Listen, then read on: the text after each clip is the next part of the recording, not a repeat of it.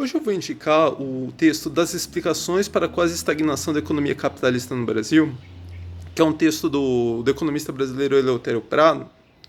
Esse texto é bem interessante porque ele vai, para quem está começando, ele vai marcar muito bem qual que a diferenças, né, entre o pensamento neoclássico, entre o pensamento neodesenvolvimentista e o pensamento marxista. Por quê? Ele vai pegar um representante de cada uma dessas posições e analisar qual que é o diagnóstico que esses autores fazem para explicar a estagnação da economia capitalista no Brasil. Então, ele pega lá alguns textos do Baixo Bonelli para representantes do pensamento neoclássico, ele pega alguns textos do Bresser Pereira, e, por fim, ele pega textos do Filgueiras e do Marchetti, para analisar a posição marxista, para demonstrar a posição marxista.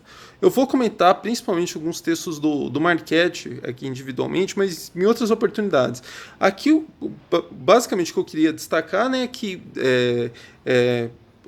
por que esse texto é interessante, para quem está começando, ver essas três posições distintas, mas fazer algumas advertências. Primeiro, não é como é um artigo, não é um artigo muito longo, ele não é um artigo muito didático para quem não conhece, nunca ouviu falar nada, nunca estudou macro, microeconomia, não está muito familiarizado com a posição, com os conceitos neoclássicos, com os modelos, nunca ouviu falar em função utilidade, função custo, enfim.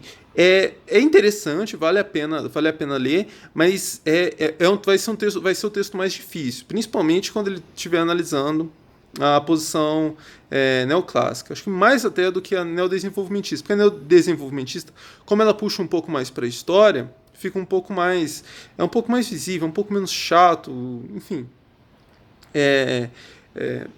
Mas o que eu queria destacar aqui, um ponto que eu acho muito bom do texto, é o primeiro parágrafo, é um ponto lateral, quem estiver lendo o texto assim, desavisado, às vezes pode até passar batido.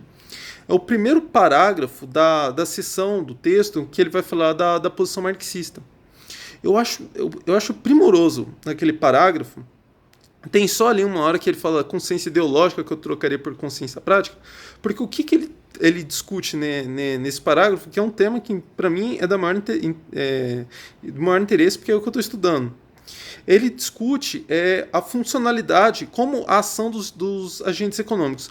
Por que isso é interessante? Que na economia marxista tem um problema, eu acho que é um problema sério, que ela captura muito bem, voltando lá no Marx, analisando os dados, capta muito bem as tendências.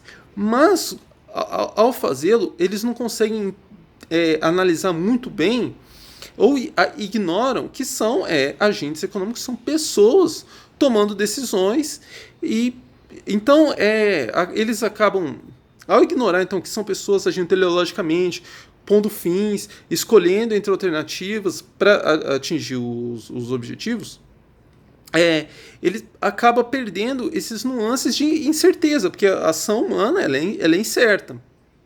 Então, ao fazê-lo, acaba entrando em quase que aquela análise bem vulgar, que fala, não, o capitalismo, o modo de produção capitalista está com os dias contados, porque vai acontecer isso, e aí ele vai terminar com o colapso. Por que isso é uma posição vulgar, né? Porque não dá para saber, que são os homens tomando decisões ali. Inclusive, por que eu acho que esse texto, esse parágrafo do Eleutério é muito bom? Porque, inclusive, os capitalistas, os gestores do capital, são também pessoas tomando decisões da mesma forma, teleologicamente. Obviamente, e isso aí o Eleutério ele coloca muito bem, que o capitalismo é uma lógica objetiva. Então, esses gestores do capital, o termo dele que ele utiliza, que eu acho que achei muito bom, são suportes funcionais dessa lógica. Então, essa lógica ganha vida por meio da ação desses indivíduos. E como que isso acontece? Ele coloca lá que esses agentes agem com inventividade. Então, principalmente, o Lukács, principalmente quando ele busca no Marx, ele coloca lá, os homens agem colocando os fins e escolhendo entre alternativas. A finalidade dos gestores do capital é imposta pela própria lógica do capital, que é a lógica da acumulação de capital. Então, os fins é a encarnação da própria lógica do capital, buscar a reprodução, a acumulação de capital. Mas os meios, a forma com que eles vão atingir, buscar esse objetivo, não está dada a priori.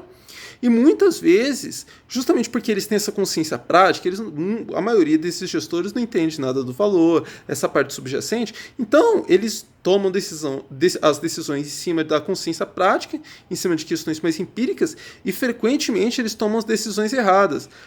Eu destaquei lá no Twitter, por exemplo, alguns textos lá do IED. Eu acho que eu não coloquei, inclusive, mostrando como que eles mudaram de posição e como a posição...